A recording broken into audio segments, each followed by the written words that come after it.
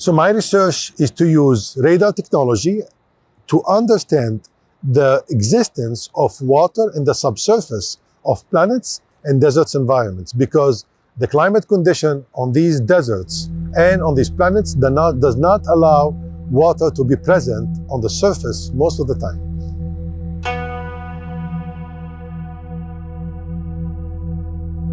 We started the project in 2016 with the purpose to map shallow aquifers in arid region. And in that project, we looked to radar images of the site we wanted to explore in the south of Qatar.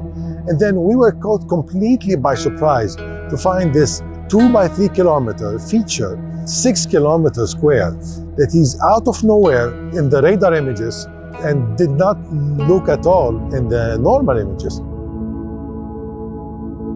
So just to give you an order of magnitude, this is the size of Babylonia at the time it existed.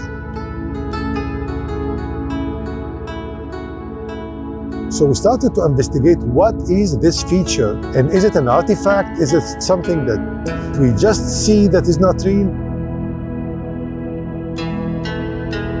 And then we said, there's no reason for a settlement to be in the middle of the desert in this size. And then when we start to look to groundwater, which is the primary purpose of our investigation, we find that in this specific location, water is the shallowest and the freshest all over the peninsula. So we might say this is a coincidence.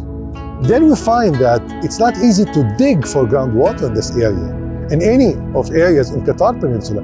But in that specific location, there is a lot of fractures, and this groundwater was sapping through these fractures. So definitely there was now the element on why this water, why anybody would settle in these areas. But the most important moment I would remember, we asked the Japanese space agency JAXA to acquire specifically images for us on this location. And the day the images were sent to us and we gathered around the screen to look to these images, and poof, the site was there with higher resolution. And now we even see more linear features that they are impossible to be made by nature. And the symmetry we see inside the site all point toward this site is man-made. It can be made by nature.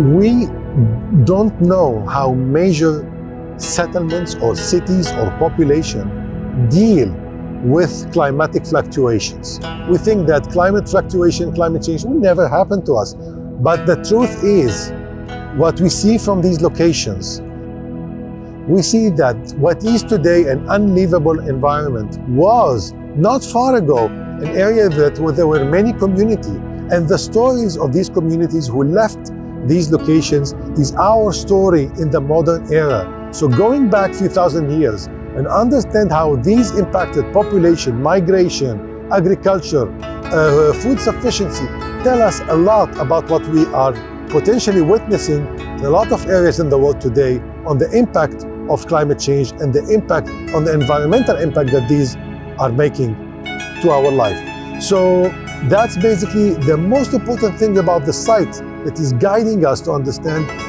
how population mitigated these major changes.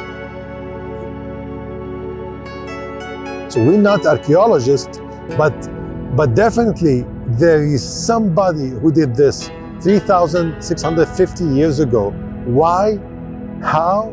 This remains the big question that archaeologists have to study for the site.